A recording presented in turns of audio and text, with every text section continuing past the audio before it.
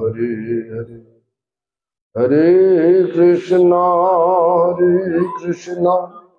कृष्ण कृष्ण हरे हरे, हरे राम राम राम हरे हरे, हरे कृष्ण कृष्ण कृष्ण हरे हरे, हरे राम राम राम हरे हरे। सर्वग्रे श्री भगवानेर अभिन्न प्रकाश विग्रह, श्री भगवत ज्ञान प्रदाता, भगवानेर सेवा अधिकार प्रदानकारी,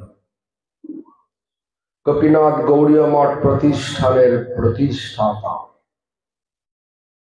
श्रील गुरुदेव नित्यलीला प्रविष्टं विष्णुपाद स्तोत्र शत श्री श्रीमद् भक्ति प्रमोद पुरी गोस्वामी ठाकुर परम गुरुदेव समग्र विश्व गौड़ीय मठ प्रतिष्ठानेर मूल प्रतिष्ठाता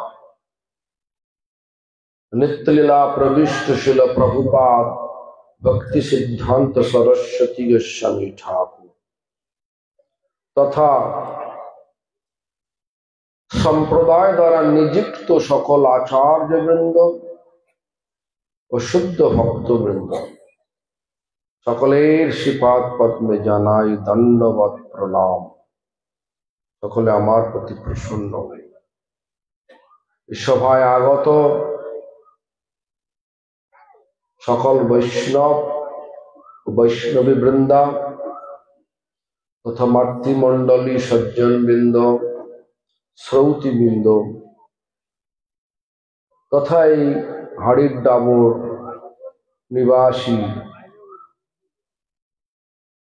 निवासीगण सकल के जानाई आमार यथायोग्य सम्भाषण।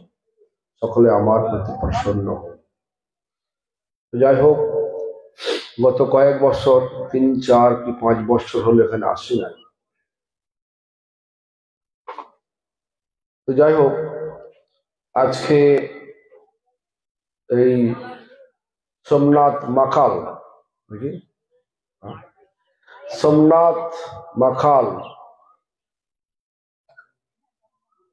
তার পরিবারের সকলের একান্ত স্নেহাকর্ষণে আকর্ষিত হয়ে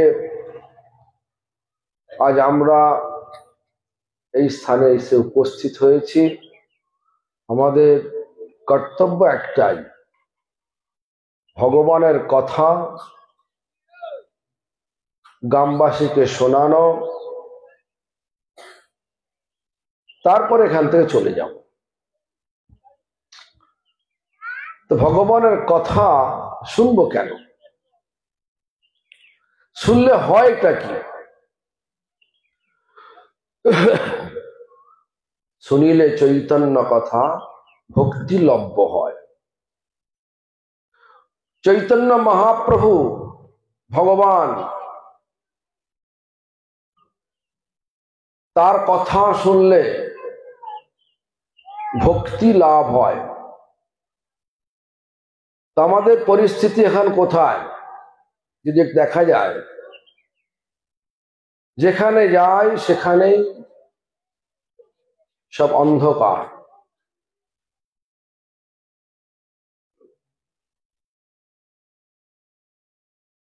যেখানে যাওয়া যায় সব জায়গায় সব অন্ধকার।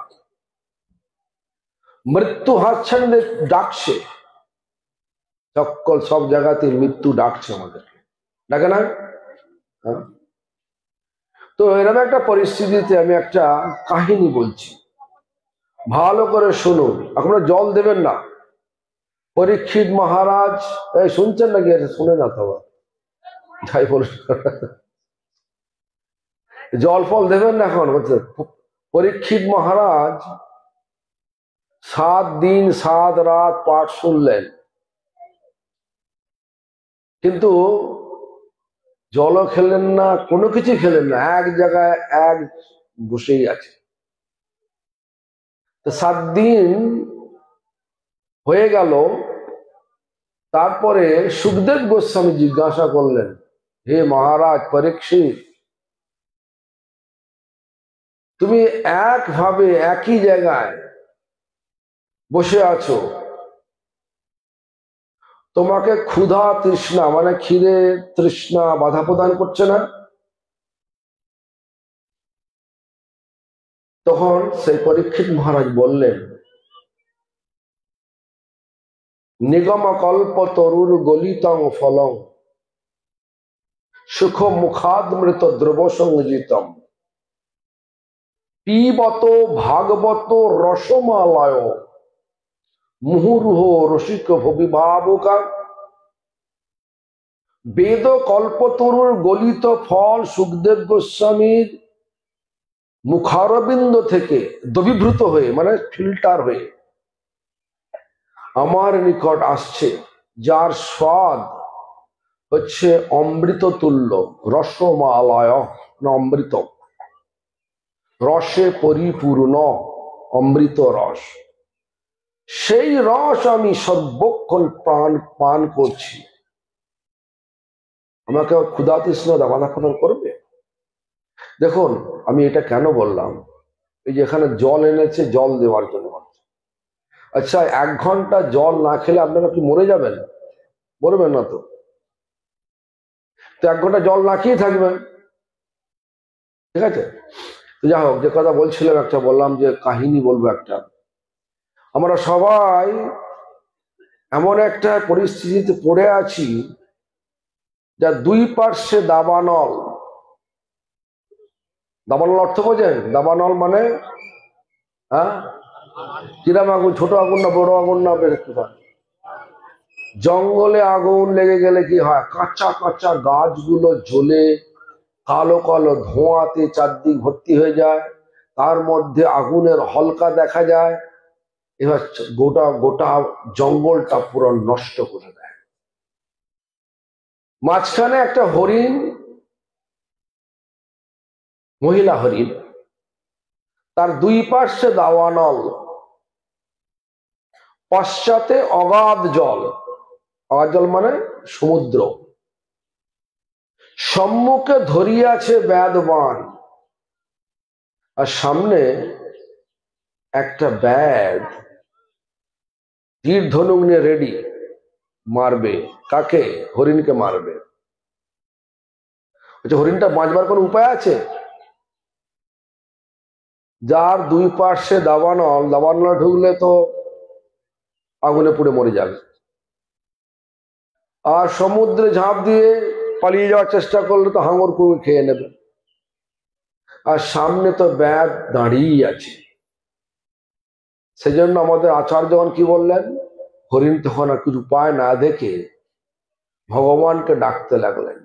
বলছেন, কাতরে হরিণী ডাকে, যাবে প্রাণ অবশেষে, ওহে নাথ করো মোরে উদ্ধার।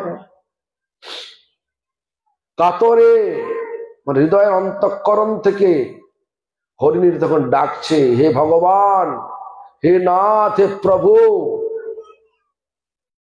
করো মোরে উদ্ধার, আমাকে উদ্ধার করো প্রভু। তখন ভগবান কি করলেন? ভগবান ইন্দ্রদেবকে দিয়ে অনেক দৃষ্টি দিয়ে দিল, দাবানল বন্ধ হয়ে গেল। আবার ভগবান একটা বিষাক্ত সাপকে পাঠিয়ে দিয়ে ব্যাদকে দংশন করলো, ব্যাদ পড়ে গেল। আবার পেছনে একটা বড় নৌকা এসে গেল, চারদিক খোলা। তখন কোথাও যাবার উপায় ছিল না, ভগবানকে ডাকতেই চারদিক খুলে গেল, চারদিক থেকেই চলে যাওয়ার রাস্তা খুলে দিল। আমরা এই ভৌতিক মানে দুঃখ যন্ত্রণাগ্রস্ত এই ভৌতিক জগতে মানুষ দেহ নিয়ে এসেছি, কিন্তু আমরা প্রকৃত অর্থে করছিটা কি? করছিটা কি আমরা? লোক দেখানো তো গোড়া ভাজা নয়। ভগবানের কথা শুনছি, প্রসাদ পাচ্ছি, আবার ছুটছি। মন কি বসেছে? মনটাকে বসাতে হবে কোথায়? না ভগবানেতে। কেন? যেখানে মন সেখানে গতি। মনটা কোথায় আছে? মনটা যদি ভগবানে থাকে তাহলে ভগবানের নাম ছাড়া থাকতে পারা যাবে। মনটা কোথায় আছে একটু হৃদয়কে ঝাঁকি দিয়ে দেখলে হয়। ঝাঁকি দিয়ে, ঝাঁকে বলতে ঝেঁকে শেখ। হ্যাঁ, তাই দেখলে কি বোঝা যাবে? মনটা আমাদের কিসে আরো বেশি ভৌতিক লাভ হয় সেখানেই বসে আছে, নাকি কিসে আরো বেশি ভৌতিক লাভ হয় সেই স্থানে বসে আছে। ভগবানকে ভগবান ডাকছি মানে ভগবান নাম করছি, চিন্তা কি হচ্ছে? ভগবানের চিন্তা হচ্ছে কি? বলুন না, মুখে একটু বলে না তো কেউ, মুখে হয় না তো। ভগবানের চিন্তা হচ্ছে না, তাহলে কিসের চিন্তা হচ্ছে? কিসে ভৌতিক লাভ আরো বেশি হয় করা যায় তার চিন্তা হচ্ছে। এখন এই নাম দেখুন, তিনটে স্তরে নামকে যদি ভাগ করা যায়, একটা হচ্ছে নাম মানে শুদ্ধ নাম, একটা হচ্ছে ভৌতিক লাভ চিন্তা করতে করতে হরিনাম, যাকে বলে অপরাধযুক্ত নাম, আর একটা হচ্ছে ভগবানের চিন্তা হচ্ছে না, ভৌতিক লাভের চিন্তা হচ্ছে না, এই দুটোর মাঝখানে একটা, একে বলে নামাভাস। নামাভাসে আমরা শুনেছি, নামাভাসে অজামিল মুক্তি পেয়েছিলেন, নাকি শুনেছেন তো? না শুনেছেন? কিরকম সত্যি সত্যি করে সাঁ করে চলে গেলেন বৈকুণ্ঠে? সহজ নয়। আর অজামিলের ঘটনা আপনারা আগে শুনেছেন। অজামিল ব্রাহ্মণ ঘরের সন্তান ছিল, উচ্চ কুলজাত ব্রাহ্মণের সন্তান, কিন্তু সঙ্গ প্রভাবে তার স্বভাব পরিবর্তন হয়ে গিয়েছিল, বেশ্যাসক্ত হয়ে গেল। বেশ্যার গর্ভে 10টা সন্তান উৎপাদন করলেন, একটা দুটো নয়। আর জীবনটাকে একদম যত রকমের চৌর্যবৃত্তি, নোংরা, এই সমস্ত দিকেই চলে গেল ব্রাহ্মণের সন্তানকে। তো এই সময় একজন ঋষি, তার নাম লোমস ঋষি। সেই লোমস ঋষি তিনি তার গায়ে লোম মানে লোমস মানে তার গায়ে প্রচুর লোম ছিল বলে লোমস ঋষি বলে। লোমস ঋষি লোমের জ্বালায় জর্জরিত হয়ে গেল। সে ভগবানকে ডাকতে লাগলো, আকাশবাণী ভগবান করলেন, যদি তুমি শূদ্রের ঘরে অন্ন খেতে পারো তাহলে তোমার এই লোম খসে পড়ে যাবে, তুমি লোম থেকে মুক্তি পাবে। তো সেই লোম ঋষি বিভিন্ন জায়গায় ঘুরতে ঘুরতে দেখতে পেল একটা ব্যাধ ও ব্যাধিনীর ঘর। সেখানে গিয়ে নিজেই নিমন্ত্রিত হলেন, বললেন আমি আপনার বাড়িতে এসে কালকে প্রসাদ নেব। তো যাই হোক, একজন ঋষি আসছে, ব্যাদ ব্যাদিনী অত্যন্ত শুদ্ধ আকার শুদ্ধাচারে গত একদিন ধরে প্রতিপালন করছে, তাদের তো রান্না করেছে, তারপরে লোমশ্রীষিকে দিয়েছে, খেলেন, লোমশ্রীষি খেলেন, একটা লোমও খসে পড়ল না। কেন? কেন? এই কারণ খুঁজতে গিয়ে আবার আকাশ শুনতে পেল লোমশ্রীষি, হে ঋষি, তুমি শূদ্রের ঘর খুঁজেছ বটে, সে কিন্তু আচরণের শূদ্র নয়। আমাদের আচরণটাই আমাদের পরিচয়। সে জন্মাতে পারে শূদ্র পরিবারে, স্বভাবটা ব্রাহ্মণের ন্যায় ছিল, এই জন্য তোমার শরীর থেকে কোনো লোমই খসে পড়ল না। তুমি খোঁজো, তুমি খোঁজো একটা সেই পরিবার যে আচরণে শূদ্র। সেই লোমশ্রীষি খুঁজতে খুঁজতে পেলেন সেই অজামিলের ঘর। অজামিল বললাম ব্রাহ্মণের সন্তান, আচরণ সম্পূর্ণ শূদ্রের ন্যায়, যত রকমের নোংরা কার্য সে করতে দ্বিধাবোধ করে না। তো যাই হোক, সেই ঘরে যখন লোমশ্রীষি অন্ন খেলে, সঙ্গে সঙ্গে তার লোমগুলো ঝরে পড়ে গেল।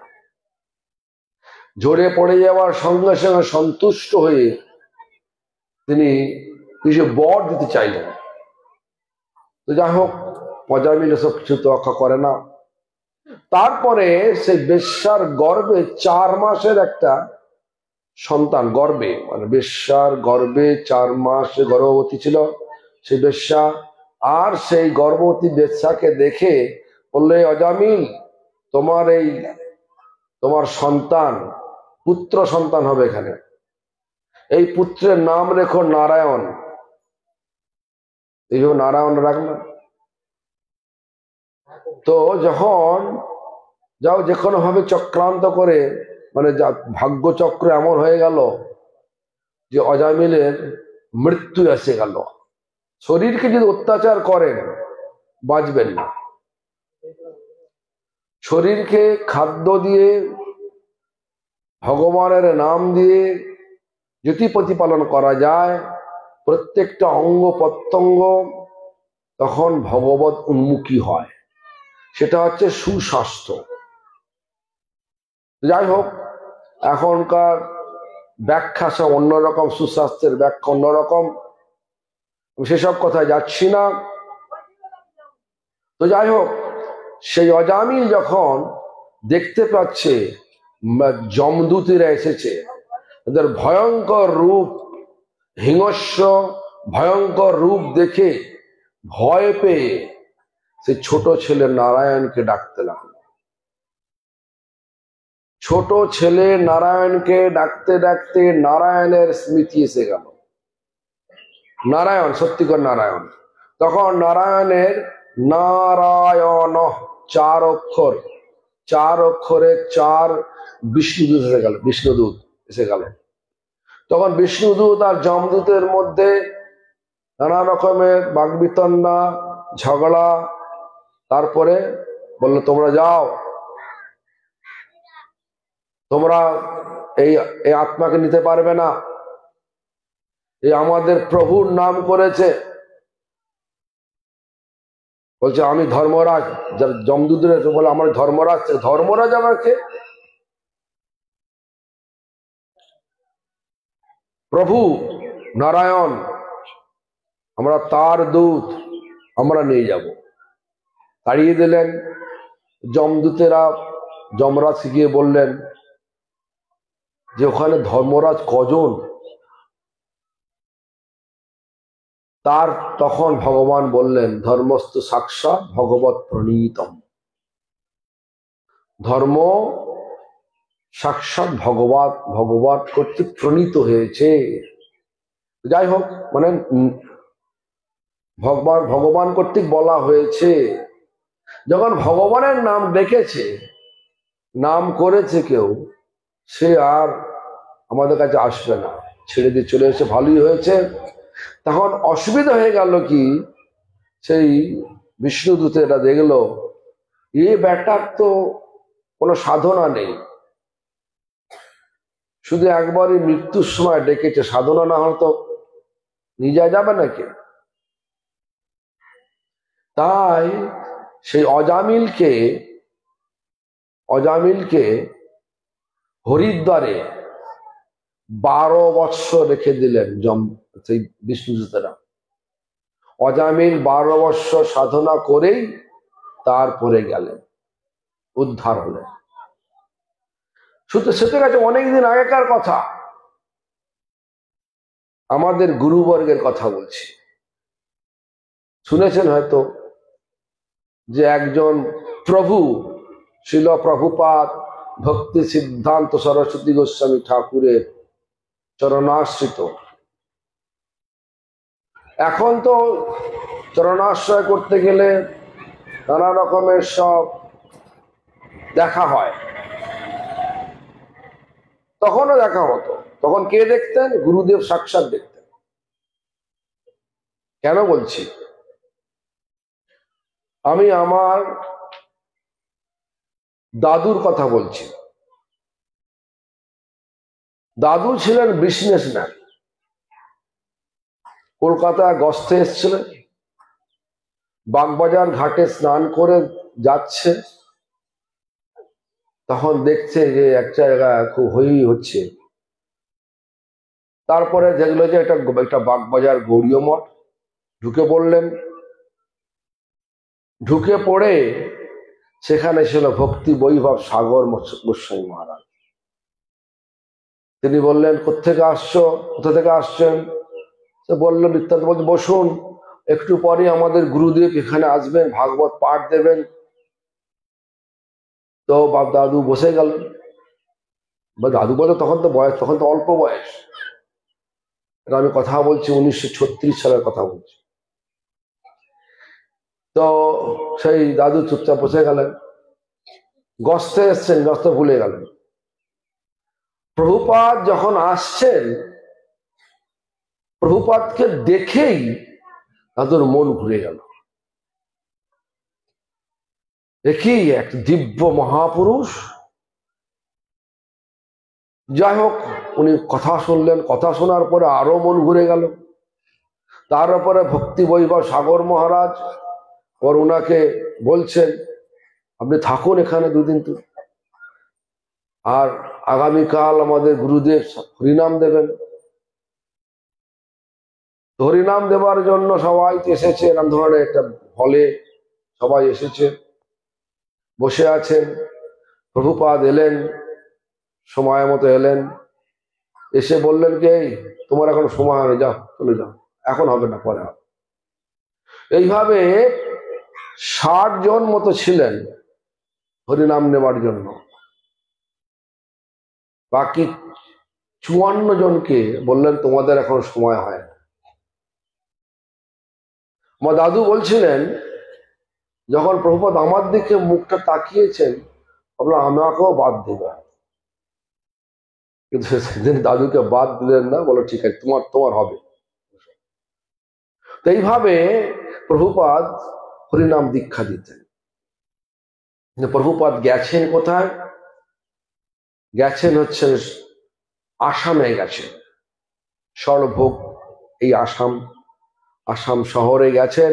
আর সেখানে এক ব্যক্তি নাম ছিল রামগতি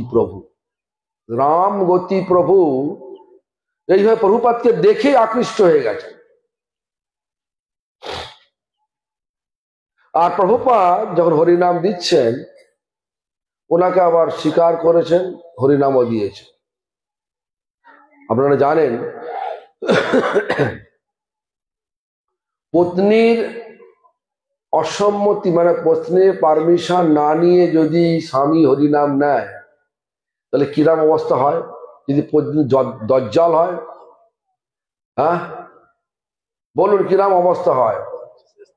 শুধু মাথায় ঝেঁটা মারতে বাড়ি রাখে, তাই তো নাকি? আর সব বলছে হ্যাঁ হ্যাঁ হ্যাঁ। তো যাই হোক, শুনুন,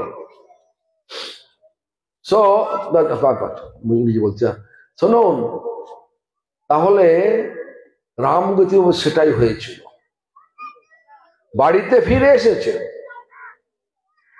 কিন্তু এই সমস্ত নিয়ম কেন এইভাবে নানাভাবে নির্যাতিত হতে হতে তো রামগতি প্রভু অসুস্থ হয়ে পড়লেন, শরীর ছেড়ে দিলেন, দীক্ষা নিলেন, হরিনাম নিলেন, হরিনাম, সাধনা কিছু হলো না, শরীর ছেড়ে দিলেন। এটা বাস্তব ঘটনা, এটা কোনো গল্প কাহিনী না।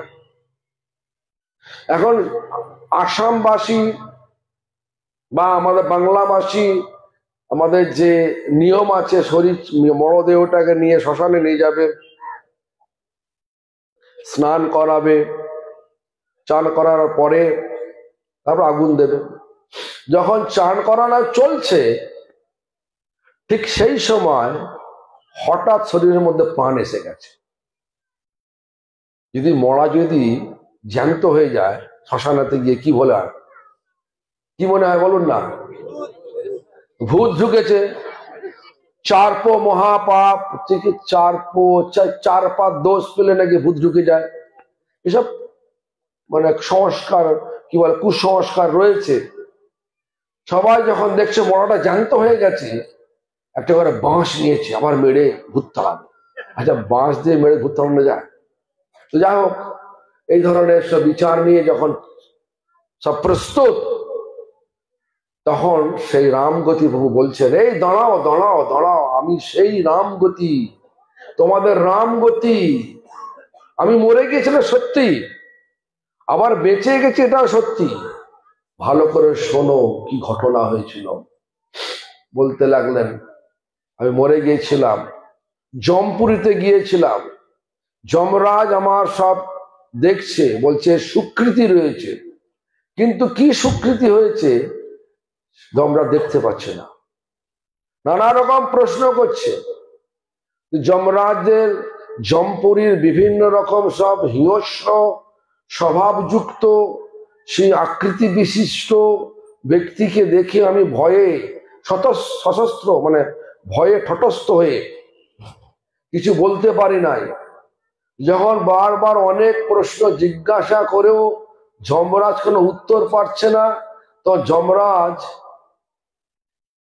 ধিক্কারে জিজ্ঞাসা, তোমার গুরুকে? তখন আমি বললাম, শিল প্রভুপাদ। বলার সঙ্গে সঙ্গে যমরাজ আমাকে ফিরিয়ে দিয়েছেন। কেন? শিল প্রভুপাদ বলেছেন, যারা আমাকে সর্বতভাবে আশ্রয় করবে আমি তাদেরকে এই জন্মেই উদ্ধার করব। সর্বতভাবে আশ্রয় করবে, সর্বতভাবে হৃদয়ের অন্তঃকরণ থেকে যারা আশ্রয় করবে আমি তাদেরকে এই জন্মে উদ্ধার করব। শিল প্রভুপাদের কথা যমরাজ ফিরিয়ে দিলেন রামগতি প্রভুকে। তখন রামগতি বললেন, আমার এই শরীরটা তো আর তোমাদের নেই, তোমরা শ্মশানে নিয়ে এসছো, আমার মালা অমুক জায়গায় রয়েছে, তোমরা আমাকে মালাটা এনে দাও, আমি এই মালা নিয়ে এখান থেকে আমার গুরুদেবের আশ্রমে চলে যাব। সর্বভোগ গৌড়ীয় মঠে 12 বৎসর ছিলেন, সাধনা 12 বৎসর করলেন, তারপরে শরীর ছাড়ালেন। তাই সাধন ছাড়া সিদ্ধ বস্তু কখনো পাওয়া যাবে না। কি সাধনা? কলিযুগে সাধনা হচ্ছে হরে কৃষ্ণ মহামন্ত্র। এই নামকে 3টি স্তরে আমি বললাম। একটা হচ্ছে নাম মানে শুদ্ধ নাম, পরে বলছি শুদ্ধ নাম কি। আর একটা হচ্ছে ভৌতিক লাভ চিন্তা করতে করতে হরিনাম, তাকে বলে অপরাধযুক্ত হরিনাম। আর একটা হচ্ছে ভৌতিক লাভের চিন্তাও নেই আর ভগবানের চিন্তাও নেই, ঠিক মাঝখানে, একে বলে নামাভাস। যেমন সূর্য আকাশে ওঠে না, কিন্তু সূর্য উঠবে খুব তাড়াতাড়ি, এগুলো সূর্যাভাস। তেমনি করে শুদ্ধ নাম এখন পর্যন্ত মুখে আসছে না, কিন্তু অচিরেই আসবে, শীঘ্রই আসবে। একে বলে নামাভাস। বোঝা গেছে? শুদ্ধ নাম, নামাভাস, নামাপরা, এই তিনটি স্তর। আমরা কি স্তরে এখন হরিনাম করছি? শুদ্ধ নাম বলতে নাম করতে করতে নামই চিন্তা হবে। যেমন নাম করছেন, এই হরে কৃষ্ণ এই শব্দটা মুখে আসার সঙ্গে সঙ্গে হরে শব্দ দিয়ে কাকে সম্বোধন করছি আমরা? অর্থ পর্যন্ত সম্বোধন বলতে কাকে সম্বোধিত করছি? কে? রাধা রানীকে সম্বোধন করছে। হ্যাঁ, তাহলে এই হরে শব্দ দ্বারাই ফুটে উঠবে রাধা রানী। মনের মধ্যে এসে যাবে আমাদের যত রকমের সমস্যা রয়েছে। সমস্যাটা কি আমাদের? এটা আমি বলছি না, এটা ভক্তিবিনোদ ঠাকুর বলছেন। সমস্যাটা কি? আমাদের মনটা সবসময় ভৌতিক লাভের দিকেই ছুটতে। এটাকেই ভক্তিবিনোদ ঠাকুর বললেন, হে রাধে মানে হরে মানে রাধা, হে হরে মত চিত্তম মানে আমার চিত্তটা। চিত্ত মানে কি? চিত্ত মানে মন, চিত্ত মানে চেতনা, চিত্ত মানে বুদ্ধি। মন বুদ্ধি চেতনা বলছে মত চিত্তম হৃত্বা ভব বন্ধনম, এই ভবের বন্ধনে আবদ্ধ হয়ে আছে। চেষ্টা করলেও হে ভগবান তোমার চিন্তা আসছে না, খালি লাভের চিন্তা। কি লাভ? ভৌতিক লাভ। কার কাছে যেতে হবে, কোথায় গেলে বেশি অর্ডার পাবো, দোকান করি ব্যবসা করি, কোথায় গেলে বেশি অর্ডার পাবো, কোথায় গেলে কাকে কোন জিনিসটা দিয়ে ঠকিয়ে বেশি পয়সা নিতে পারবো, এসব নানা রকমের চিন্তা বাজছে দেখাচ্ছে হরিনাম। আমি দেখছি একটা কথা বলছি, এটা আমি শুনেছিলাম আমাদের ভক্তি কুমুদ সন্ত গোস্বামী মহারাজের শ্রীমুখ থেকে বহুদিন আগে। বউবাজারে, বউবাজার জানেন তো, সোনার বাজারে, সোনার দোকানে সোনাপট্টি আছে না, সোনাপট্টিতে যত দোকানদার সব কপালে তিলক তিলক করে বসে থাকে। কেন? গ্রাম থেকে যত লোক আসে, একটু বোকা বোকা লোক দেখলেই ঠকিয়ে দেবে। তিলক লাগালে ভাববে যে তো ভক্ত লোক। তো একটা দোকানদার, দোকানের মালিক, সেই দোকানের বাইরে বসে আছে, চোখটা আধো আধো বুঝো করে মানে বুঝে এরম করে দেখছে, মানে অ্যাকচুয়ালি চোখ বুঝে আছে কিন্তু দেখাচ্ছে চোখ বুঝে, কিন্তু দেখছে কে কে ঢুকছে। তো সে যারা বলছে যেন যখনই গ্রাম থেকে লোকগুলো ঢুকলো, একটা কাস্টমার ঢুকলো, সে সঙ্গে সঙ্গে বলতে লাগলো কে সব, মানে আস্তে আস্তে সব ঢুকার জন্য প্রস্তুত হচ্ছে। তখন উনি নাম মানে চোখটা বুঝে বুঝে জিজ্ঞেস করছে কে সব, কে সব। এগুলো সাংকেতিক চিহ্ন, ভাষার সাংকেতিক চিহ্ন, মানে কে আসছে কে আসছে। ভেতরে যারা যারা কর্মচারী আছে, তারা যে সোনা বিক্রি করছে, তারা উত্তর দিল, যদি গ্রামের লোক হয় আর বোকা বোকা লোক হয়, তাদের ভাষা হচ্ছে গোপাল ও গোবিন্দ, গোপাল ও গোবিন্দ। সেই কাস্টমার মানে দোকান যারা ভেতরে সোনা বিক্রি করছে, তারা বলছে সে মালিক যে বাইরে বসে আছে, গোপাল ও গোবিন্দ, গোপাল ও গোবিন্দ। আচ্ছা, আপনারা যদি সোনা কিনতে যান, যে এরকম যদি ব্যবহার দেখেন, তাহলে তো সত্যি করে সাধু লোক নাকি? হ্যাঁ, এ তো কখনো আমাদের মারবে না, কিন্তু এর মধ্যে মারামারি চলছে। বলছে হরি হরি হরি। যে যারা সোনা বিক্রি করছে তারা বলছে হরি হরি হরি হরি হরি। আর সেখানে যে বাইরে বসে আছে মালিকটা, সে বলছে হর হর হর, মানে যত পারো চুরি করে নাও। বাইরে দেখাচ্ছে আমরা হরিনাম করছি, ভগবানের নামেতে আস্তে আস্তে আছি, কিন্তু ভেতরেতে হ্যাঁ ছানাচ্ছে কি, কিভাবে ভৌতিক লাভ বেশি করে বুঝে নেওয়া যাবে, এরম ধরনের পরিস্থিতি। আমি একটা উদাহরণ দিলাম। আমাদের ভক্তি কুমুদ সন্ত গোস্বামী মহারাজ, উনি এই গল্পটা জানি না সত্যি কিনা জানি না, কিন্তু ইনি এখানে গল্প আকারে সুন্দর করে বুঝিয়েছিলেন এক সময়, যে আমাদের মন কোথায়, নাম তো করছি, সেটাকেই রাধারানী চলে। রাধারানী হচ্ছেন আসলে আচার্য। আচার্য মানে যিনি আচরণ করে সর্বোত্তম কৃষ্ণ সেবার শিক্ষাটা দিয়ে থাকেন, আচরণ করে সর্বোত্তম কৃষ্ণ সেবার শিক্ষা দিয়ে থাকেন, তিনি হচ্ছেন আচার্য। তো এই বিচারে যদি দেখা যায়, রাধারানী সঙ্গে অন্য গোপীদেরও তুলনা হবে না। কেন? রাধারানী গোপী শিরোমণি।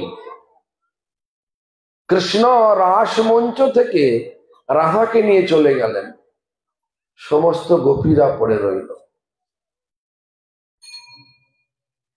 সেজন্য রাধারানী সর্বোত্তম, তার সমান তো নেই, ওপর তো ছড়িয়ে দাও, সব নিচে।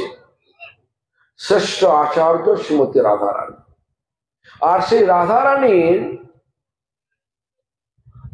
এতই সেবা করেছেন, কৃষ্ণের হৃদয়কে চুরি করে নিয়েছে। এই জন্য রাধারানীকে সম্বোধন করা হচ্ছে, চুরি করার নাম হচ্ছে হর। এটা হচ্ছে ম্যাসকুলার জেন্ডার, মানে হচ্ছে পুংলিঙ্গ, হর শব্দটা। কিন্তু রাধারানী তো মহিলা,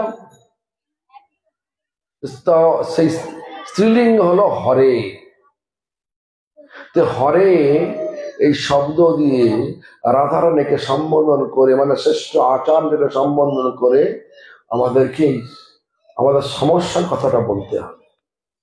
ভক্তিপাঠ ঠাকুর বলছেন যে হে হরে মত চিত্তম, আমার চিত্তটা, কি বললাম? চিত্ত মানে কি বললাম? চিত্ত মানে মন, চিত্ত মানে চেতনা, চিত্ত মানে বুদ্ধি। এই সবগুলো একসঙ্গে হচ্ছে চিত্ত। মন, বুদ্ধি, চেতনাকে একসঙ্গে জড়ো করলে হয় চিত্ত। তো মত চিত্তম মানে আমার চিত্ত। হৃত্বা ভব বন্ধনম, ভব মানে এই ভৌতিক জগতের, ভব বন্ধনম ভৌতিক জগতের বন্ধনে আবদ্ধ হয়ে আছে। জানবেন, চিত্ত যেখানে আমাদের গতি সেখানে হবে। যদি ভৌতিক বন্ধন, ভৌতিক লাভের আশায় সবসময় ছুটছেন, মনটাকে ছোটাচ্ছেন, চিত্তটাকে ছোটাচ্ছেন, তাহলে জানবেন যে আপনাকে আবার এই জগতেই ফিরে আসতে হবে। এই জগৎটা সুখের না দুঃখের বলুন? সুখের? দুঃখের? সত্যি করে সব দুঃখ পাচ্ছেন? হ্যাঁ, ঠিকই বলছেন। দুঃখালয়ম, দুঃখের ঘর। যাই করুন দুঃখ, যতক্ষণ রস আছে ততক্ষণ নেগড়াবে। যারা আমাদের চারপাশে রয়েছে, আত্মীয় পরিজন বলে মনে করি, তারা কি করে? খালি নেগড়ায়, দাও দাও। আখের কল দেখেছেন তো? আখের কল লম্বা লম্বা আগ ঢুকিয়ে দেয়, তারপরে মোড়া মাত্র ছোট্ট করে দেয়, রস না থাকে সেই আখটাকে নিয়ে আগুনে পুড়িয়ে দেয়। আমাদের শরীরে যতক্ষণ রস থাকবে ততক্ষণ সব পারিপার্শ্বিক যত আত্মীয় পরিজন আছে সবাই চাইবে দাও দাও দাও, আর যখন কিছু নেই তখন শ্মশানে গিয়ে জ্বলিয়ে দেবে। আর যদি শরীরটার প্রাণ থাকে তাহলে আর দেখবে না, দেখবে? হ্যাঁ, যাই হোক, এরম ধরনের স্বার্থপর জগৎ, এই জগৎটা স্বার্থপর। এই ভৌতিক জগৎটা স্বার্থপর জগৎ। সবাই সকলকে ভোগ করতে চায়, এই জন্য এই জগতের আর এক নাম হচ্ছে ভোগভূমি। সকলে একে অপরকে সব ভোগ করতে চায়, ভোগভূমি। কিন্তু আসল জায়গা কোথায়? ভগবানের ধাম, সেটা হচ্ছে সেবাভূমি। ভগবানের ধাম হচ্ছে আনন্দময়, আর এই ভৌতিক জগৎ হচ্ছে দুঃখময়। আমাদের সব সময় দেখবে সমস্ত লোক চলছে কোথায়? সবাই খুঁজছে আনন্দ। কেউ পার্টি করছে, সেখানে লাভ হলে পার্টি করবে, না ছেড়ে দেবে, নাকি? কেউ জনগণের জন্য পার্টি করে, এরকম খুব কম আছে, প্রায় নেই বললেই হয়। তারপরে দেখবেন যারা দোকান খুলে, যে দোকানটা খুলে বসছিল, লাভ না হলে খুলবে? হ্যাঁ, সবাই সবাই চায় কিছু দুঃখ যেন জড়িয়ে ধরে। একজন নিজে একাই ছিল, সে বিবাহ করলো, দুজন হয়ে গেল, বিবাহের পরে আরো দু চারটে এসে গেল, 4 5 হয়ে গেল। তাহলে আমরা এ জগতে এসেছি কেন? এ জগতে এসেছি কৃষ্ণকে ভুলে যাওয়ার জন্য এসেছি। এটা জেলখানা, এটা কারাগার। কারাগারে কি সুখে থাকে নাকি? বলো। তাহলে এখানে কারাগারে সুখ খুঁজলে কি হবে? কি করে পাওয়া যাবে সুখ? সেজন্য চিন্তা করতে হবে, আমরা স্থানে থাকতে এসছি, মানে কারাগারে থাকতে এসছি না কারাগারে যেতে এসছি? বলো না বাবা। যদি মনে করুন জানোয়ার জন্ম, জলচর প্রাণীর জন্ম, মানুষ ছাড়া যত জীব আছে সেসব জন্ম পেলাম, সেখানে ভগবানের সাধনা করতে পারলাম না। চিত্তটা ভোগের দিকেই ছুটছে সবসময়। লাভ মানে আহার, নিদ্রা, ভয়, মৈথুন, এই 4টের দিকে ছুটছে চিত্তটা। আর মানুষ হয়ে কি সেটা পরিবর্তন হয়েছে? যদি না হয় তাহলে আমার জেলখানাতেই থাকতে হবে। মানুষকে ভগবান উত্তম বুদ্ধি দিয়েছেন, সে বুদ্ধি দিয়ে আমাদের চিন্তা করতে হবে আমাদের কি করা প্রয়োজন। এই জেলে থাকবো না যাব? যদি যাব তাহলে চিত্তটাকে যেখানে যাব সেখানে নিয়ে যেতে হবে। কোথায় যাব? কি চাইছি? আনন্দ চাইছি। কদিন আনন্দ? চির আনন্দ। সে চির আনন্দ স্বরূপটা কে? ভগবান। ভগবান কে? না কৃষ্ণ। কে বললেন ভগবান কৃষ্ণ? ব্রহ্মা বললেন। কোথায়? ব্রহ্মসংহিতায়। ঈশ্বর পরম কৃষ্ণ, পরমেশ্বর কে? না কৃষ্ণ। তিনি কি? না সচ্চিদানন্দ বিগ্রহ। তিনি সনাতন, তিনি চিন্ময়, তিনি আনন্দময়। তাহলে সেখানে যেতে হবে। আমরা চাইছি আনন্দ, চির আনন্দ। সে চির আনন্দময় জগতে সেই পুরুষ ভগবান কৃষ্ণ, তিনি পরিষ্কার জানালেন ব্রহ্মবৈবর্ত পুরাণে। কি বললেন? আমাকে পাবে, আমার কৃপা নেবে? না না না, পাবে না। কেন? বলছে বিনা রাধা প্রসাদেন মত প্রসাদাদ ন বিদ্যতি। তার আগে শব্দ বলেছে ভালো করে, সত্যং সত্যং পুনঃ সত্যং সত্যমেব পুনঃ পুনঃ। অর্থ বোঝেন? সত্যং সত্যং পুনঃ সত্যং, ভালো করে শুনুন, বাংলার মধ্যে তো সংস্কৃত। এটা সত্যি, এটা সত্যি, আবার বলছে এটা সত্যি, পুনঃ সত্যং সত্যমেব পুনঃ পুনঃ। এই কথাগুলো এটা সত্যি, এটা বারবার এটা বলছে সত্যি সত্যি সত্যি সত্যি। কি সত্যি? বিনা রাধা প্রসাদেন, প্রসাদ মানে কৃপা, রাধারানীর কৃপা বিনা, মত প্রসাদাত, কৃষ্ণ বলছেন তো আমার কৃপা, নবিদ্যতে, কেউ পাবে না। এজন্য মহামন্ত্রের প্রথম শব্দ হলো হরে। আর হরে মানে রাধারানী, রাধারানী হলো শ্রেষ্ঠ আচার্য। সেই আচার্যের চরণে আমাদের যে যে সমস্যাটা রয়েছে, মনটা মানে আমার চিত্তটা আর লাগছে না ভগবানের চরণে। কোথায় লেগে আছে? ভৌতিক লাভের পেছনে সবসময় ছুটছে। তার নাম করেও এই ভৌতিক জগতেই ফিরে আসতে হবে। ঠিক আছে? এগুলো অপরাধ যুক্ত নাম। অপরাধ যুক্ত নামকে ধীরে ধীরে ধীরে ধীরে শুদ্ধ নাম, শুদ্ধ নামের পূর্বাবস্থা হচ্ছে নামাভাস। নামাভাস, নামের আভাস, শুদ্ধ নামের আভাসকে নামাভাস বলা হয়।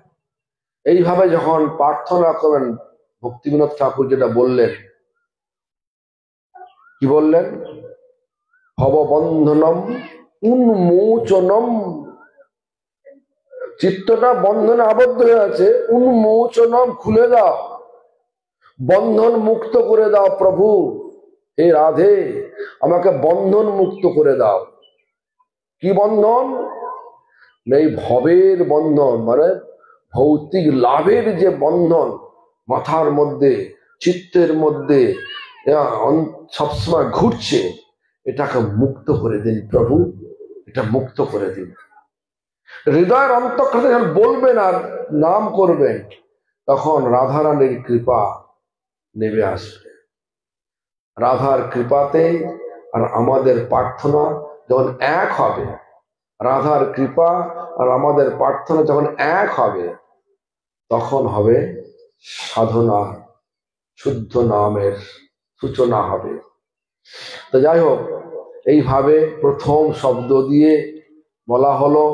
দ্বিতীয় শব্দে যখন কি বললেন? হে কৃষ্ণ মচ্ছিত্তম আকর্ষয়, হে কৃষ্ণ আমার চিত্তটাকে তোমার পাদ পদ্মে আকর্ষণ করে নাও। বলেন? কেউ বলেন নাকি? কেউ বলে না হ্যাঁ কি না, রাম কি গঙ্গা বলতে হতো। এরকম বলেন কি? দেখুন সকলে বলেন তো, তাহলে ঠিক আছে। তোতা পাখির মতো বলা হয় না হৃদয় দিয়ে বলা হয়? হ্যাঁ, দেখুন আমি কেন বলছি তোতা পাখি? মনে করেন একটা পাখি ধরার লোক বাজারে যাচ্ছে, অনেক পাখি খাঁচায় রেখেছে। ওই সাধু, এই গোপাল প্রভু সাধু, এই গোপাল এখানে বসাই সাধু, মানে সাধু। সেই পাখিগুলোকে দেখে, পাখির তো আকাশে উড়বে, স্বাধীনভাবে উড়বে, স্বাধীনভাবে খাবে, ভগবানের দেয়া সব দ্রব্য তাদের খাদ্য আছে, খাবে, ঘুরবে, এটাই তো মানে পাখির জীবন। খাঁচা নিয়ে নিয়েছে। সাধু গোপালের এখন মনটা দুঃখ পাচ্ছে। গোপাল জানে না যে খাঁচা থেকে কেন, খাঁচাতে কেন রেখেছে পাখি ধরানো, যে পাখি ধরেছে তারা সব খাঁচায় রেখেছে, কেন খাঁচায় রেখেছে। গোপাল জিজ্ঞাসা করছে, আচ্ছা তুমি পাখিটা কোথায় নিয়ে যাচ্ছ? বলছে বাজারে। কি করবে? বিক্রি করব। যদি বিক্রি না হয় কি হবে? কেটে খাবো। তো গোপাল বলছে, গোপাল দেখলো যে কি রে, তাহলে আমি কিনে নি। গোপাল শুনুন, গোপালের ওরা 1 থেকে 1.5 লাখ টাকা প্রতি মাসে ব্যয় করে। তো যাই হোক, সে বলছে যে আমি আমাকে দিয়ে দেন, তা কত দাম, পয়সাগুলো দিয়ে দিল। গোপাল বুদ্ধি আনলো কি যে পাখিগুলোকে আমি শেখাবো। পাখি যেভাবে ধরে দেখে নিল। প্রথমে জাল পাতে, জালের উপর খাবার দেয়, পাখির খাবার দেয়। পাখিগুলো তো যখন আবার জালের মধ্যে বসে খাবার খেতে আসে, তখন নৌকেতে আটকে যায়, আর উঠতে পারে না। তখন পাখি ধরার লোক এসে ধরে নেয়। যাই হোক, এইভাবে প্রকৃত ওই তোতা পাখিকে শিখিয়ে দিল, পাখি ধরার লোক এসেছে বলতে শিখিয়ে দিল। জাল পেতেছে, খাবার দিয়েছে, ওই খাবারের লোভে তুমি যেও না। তুমি গেলে ধরা পড়ে যাবে, তোমার জীবন শেষ হয়ে যাবে। এসব কথাগুলো যখন ভালো করে সব তোতা পাখি বলতে পারছে, তখন গোপাল বললো ঠিক আছে, সেবার ছেড়ে দিই, জঙ্গলে ছেড়ে দাও। এবারে সেই পাখি ধরার লোক যখন জঙ্গলে গিয়ে দেখছে সব পাখিগুলো এরকম ধরনের বলছে, বলে আমার তো পেশা চলে গেল, এটাই নিয়ে আমি করে কমে খেতাম। তা সব মনের দুঃখে বসে আছে। তারপরে তার এক বন্ধু জিজ্ঞাসা করলো, হ্যাঁ দুঃখ কিসে? দুঃখ দেখো, বুঝতে পারছো না? দেখো না ওপরে, দেখো কি আছে, কি বলছে সব পাখিগুলো। সে শুনলো, জাল পেতেছে, পাখিগুলো বলছে, উড়ছে চারদিকে। হ্যাঁ, তো বলছে আরে ছাড় তো, ও কি বলছে ও জানে না, মানে অর্থটা বোঝে না, এমনি তাকে শিখিয়েছে। বলছে জাল পাত, খাবার দে দেখি। সেই পাখিগুলোই মুখে বলছে, কিন্তু আবার জালের উপর বসে পড়ে খাবার খেতে আবার আটকে গেছে। তো আমাদের অবস্থা তাই। আমরা সব মুখে বলি হ্যাঁ ভগবান আমাকে নিয়ে নাও, আর ভগবান যে নিয়ে নেওয়ার ব্যবস্থা আছে, বলে বাবা আমার তো নাতিটা এখনো ছোট আছে, নাকি হয় কিনা মনে বলুন না রে বাবা? তাহলে মনটা কোথায় আছে? ভৌতিক ভোগে আছে না ভগবানের চরণে আছে? কোথায়? হ্যাঁ, সেইখানে যেখানে চিত্তটা রয়েছে সেখানেই আমাদের আবার ফিরে আসতে হবে। কিন্তু আমরা বুঝে নিয়েছি এটা কারাগার, এটা দুঃখময় জগৎ, এখানে কোনো পাঁচিল নাই। কিন্তু পাঁচিল, জেলের পাঁচিলের থেকে অনেক মোটা শক্ত উঁচু পাঁচিল। কিরাম পাঁচিল? আসক্তির পাঁচিল। আসক্তি জানেন তো, সে আবার ফিরে আসবে, ছেড়ে দিলেও ফিরে আসবে। তাই আমাদের সকলকে একটু ভাবতে হবে যে নাম, নামাভাস, নামাপরাধ, কোথায় আমরা আছি। নামাভাস পর্যন্ত স্টেজ এলেও সেখানে ভগবান আমাদের কৃপা করবে, কিন্তু নামাপরাধ যুক্ত নাম করলে ভগবানের নামই আমাকে এই ভৌতিক জগতে বারবার বিভিন্ন ভোগে লিপ্ত করবে। আমরা এটাকেই ভগবানের কৃপা বলে মনে করি, নাকি? যদি মনে করুন ভগবানের নাম নিয়ে মন সবসময় ভোগের চিন্তা করতে করতে মানে ভালোই সম্পত্তি বৃদ্ধি হচ্ছে, সেটাই ভগবানের কৃপা হলো না মায়াদেবীর কৃপা হলো? ভগবানের কৃপা তো আমাদেরকে তার কাছে নিয়ে যাবে। একটা থেকে দুটো গাড়ি হলো হরিনাম করে। গোপাল আমাদের কাছে বলে আজকে এখানে কি বললাম, মঠে এসে ভালোই কাজ হচ্ছে, 1 লক্ষ 1.5 লক্ষ টাকা উপায় হচ্ছে, বিভিন্ন জায়গায় অর্ডার আসছে। হ্যাঁ, আমি মিথ্যা কথা বলছি না, জিজ্ঞাসা করুন। ভাবছেন যে ব্রহ্মচারী, ওর কাছে পয়সা নেই, ও আপনাকে আপনাকে কিনে নেবে। সংসার নেই, যদি 1.5 লক্ষ টাকা উপায় করে তাহলে কত টাকা কামাবে, বৎসরে কামাবে টুকটাক। হ্যাঁ, তো যাই হোক, এসব কথা নয়, কথা হচ্ছে যে পয়সা খারাপ নয়, অর্থ খারাপ। অনেক ধনাঢ্য অম্বরীশ মহারাজ শশা করা পৃথিবীর সম্রাট ছিলেন, কিন্তু ভগবানের সেবাটা নিজে হাতে করতেন। যখন দুর্বাসা ঋষি এলেন, সেই অম্বরীশ মহারাজ রক্ষা করার জন্য ভগবানের চক্র চলে এলো। গল্প জানেন কি, কাহিনী শাসন জানেন কি? দুর্বাসা ঋষি এসেছেন, দুর্বাসা ঋষি আতিথেয়ত গ্রহণ মানে মুনিচার্য এসেই চলে গেলেন, নদীতে স্নান করতে গেলেন আহ্নিক করে। আগের দিন গেছে একাদশী, একাদশীর পারণের সময় হয়ে যাচ্ছে।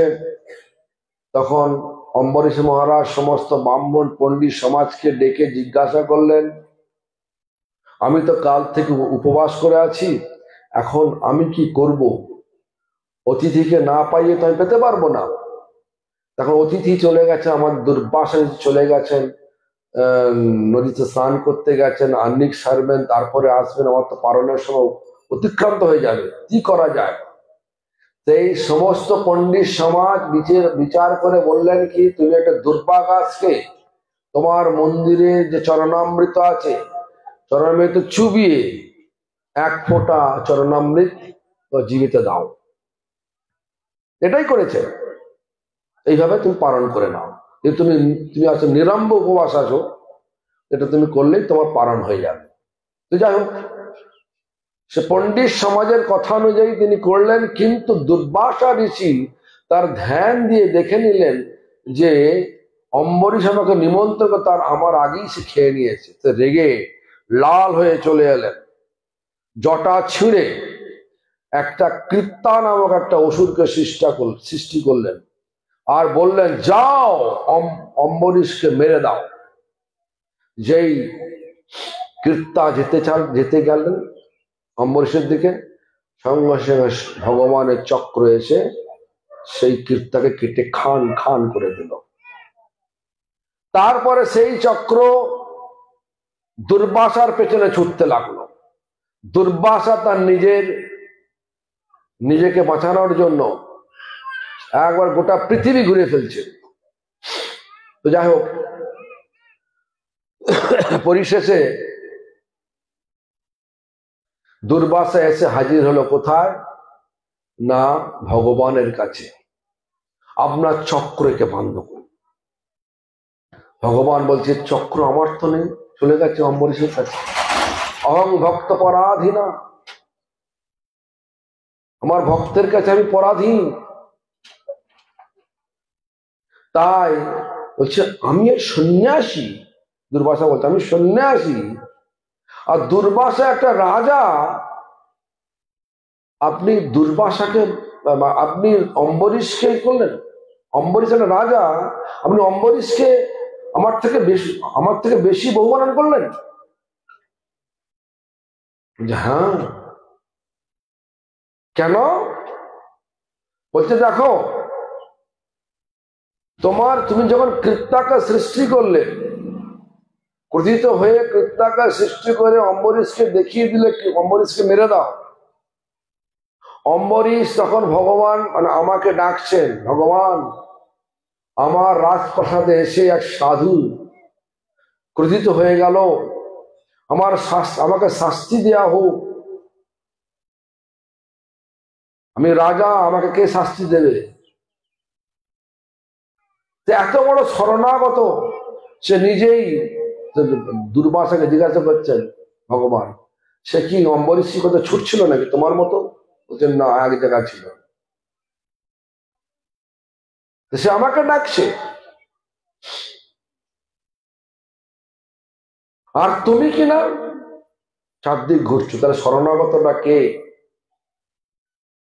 তুমি সন্ন্যাসী ঠিক আছে, কিন্তু অম্বরীশ তোমার থেকেও বেশি শরণাগত আমার নিকট।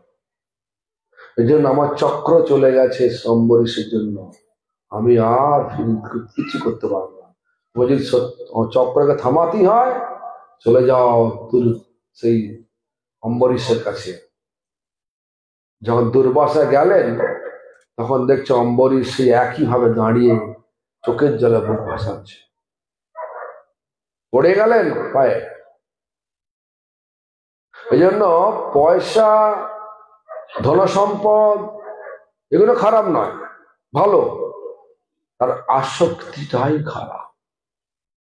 আরো চাই, আরো চাই, আরো চাই, খারাপ।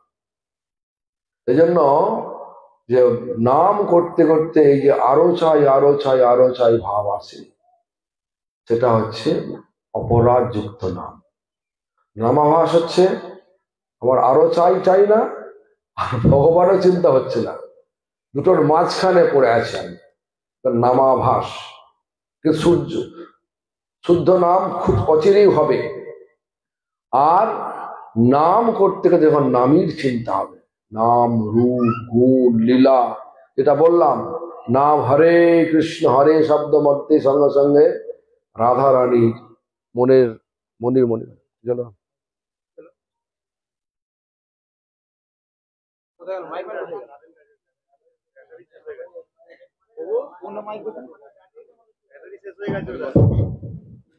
এটা, হ্যাঁ এটাই পাঠান, ঠিক আছে।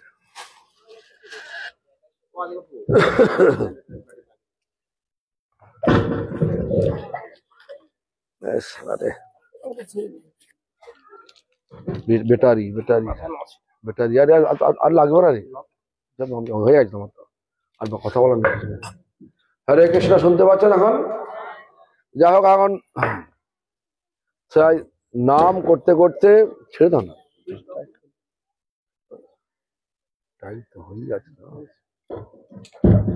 তো নাম করতে করতে কি কি মানে কি চিন্তা করবেন বলুন?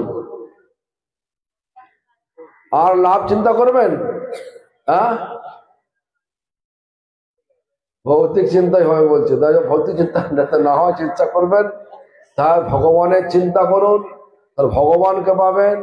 ভৌতিক লাভের চিন্তা করলে ভৌতিক লাভ হবে, আর ভৌতিক লাভ আমাদের ভক্তির আসক্তি বাড়িয়ে বারবার এই দুঃখ যন্ত্রণাগ্রস্ত পৃথিবীতে বারবার নিয়ে আসবে। কর্ম নিয়ে বিভিন্ন শরীর পাওয়া যাবে। ভালো কর্ম করলে ভালো জন্ম পাবেন, খারাপ কর্ম করলে খারাপ জন্ম পাবেন। ছল কপট করেন সবসময়, লোককে ঠকান, বিভিন্ন রকমের বলে ঠকান। ভাবছেন যে আমি তো এখন লাভ তো হয়ে গেল, লাভ তো পেলাম, কিন্তু ছাড়বে না কর্ম। ঠকর মানে কি? সবসময় একে বেঁকে কথা বলো, তাই তো? একে বেঁকে চলে কে? সাপ চলে। পরের জন্মটা সাপ হয়ে জন্ম লাভ করতে, তা পাবেন? হ্যাঁ, কেন রে? তারপরে যদি আমরা খুব নির্লজ্জ হয়ে যাবেন, কোন লজ্জা আনি, যা ইচ্ছা তাই করব, এই ভাব নিয়েছি, তাহলে এরম যদি মনোভাব হয়, কর্ম যদি এরম হয়, তাহলে বলছে গাছ হয়ে জন্ম লাভ করতে। কেন? নলকবের মুনিগ্রীব কুবেরের 2 সন্তানকে গাছ হতে হয়েছিল। কেন না? নারদ মুনি আসছেন, আর তারা অপ্সরাকে নিয়ে সরোবরে খেলা করছে। অপ্সরাগণ নারদ মুনিকে দেখে লজ্জায় লজ্জিত হয়ে নিজেদের শরীরের প্রাইভেট পার্ট মানে হচ্ছে যে কোনো গোপন অঙ্গগুলো ঢাকতে আরম্ভ করে। কিন্তু এই দুই নলকবের মুনিগ্রীব আর ঢাকাটাই কিছু নেই, উলঙ্গই আছে। তখন নারদ মুনি বললেন, এই নির্লজ্জ, তো অভিশাপ দিচ্ছি যে গাছ হয়ে জন্ম লাভ কর, কারণ নির্লজ্জ হলে গাছ হয়ে জন্ম লাভ করতে। তারপরে যদি হিংস্র হন, হিংস্র প্রাণী যেরাম হিংস্র সেরাম ধরনের প্রাণী যার দেহ ফরি পাবেন, সিংহ, বাঘ, শৃগাল, কুকুর, কর্ম অনুযায়ী জন্ম হবে, সোজা কথা। বাগান বাড়িতে যেরাম গাছ বসাবেন, বছর 2 পরে সেই গাছই জন্ম লাভ করবে। যেরাম গাছ পুঁতবেন, যত্ন করবেন, সেই গাছ বড় হয়ে সেই গাছের ফল পাবেন। আম বসালে আম পাবেন, লিচু বসালে লিচু পাবেন, নাকি? এই জন্য কর্ম যা কিছু করুন ভগবানের সুখের জন্য করুন, ভক্তি হবে।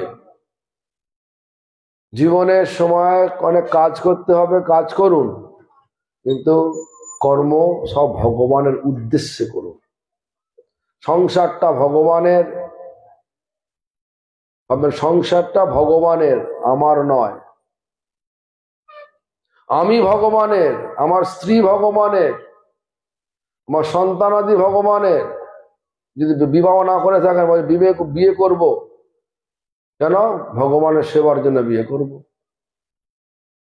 সন্তান না হয় সন্তান চাই, কটা? 2, 3, 4, 5টা, যা তোমার নিয়ে আসো। কেন? ভগবানের সেবার জন্য চাই। সবটাই ভগবানের জুড়ে দেন, দেখবেন সবটাই ভগবানের হয়ে গেছে। এই ভৌতিক জগৎ তখন সুখময় হয়ে গেছে আপনার কাছে, কিন্তু ভগবানের জন্যই করতে হবে। যাই হোক, এই ধরনের অনেক কথা রয়েছে। যাই হোক, এখন অনেক, আমি তো 1 ঘন্টার মতো বললাম। যদি আপনার কোনো প্রশ্ন থাকে বলুন, প্রশ্ন করলে উত্তর দেব, তা নাহলে আমি এখান থেকে চলে যাব। কোনো প্রশ্ন আছে কারো?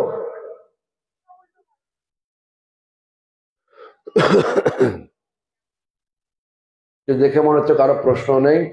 যাই হোক, এখানে একটুখানি কথা, আদিকল কথা আছে, তাহলে শোনো, আদিকল একটু বলুক, আমি আপনাকে বলবো না। তাহলে আদিকপাল আমি যেখানে শেষ করলাম সেখান থেকে বলবে। আমি জানি না আমাদের সব এখন হয়েছে কিনা, 1টা বাজে প্রসাদ হয়ে গেছে, তো হয়ে গেছে।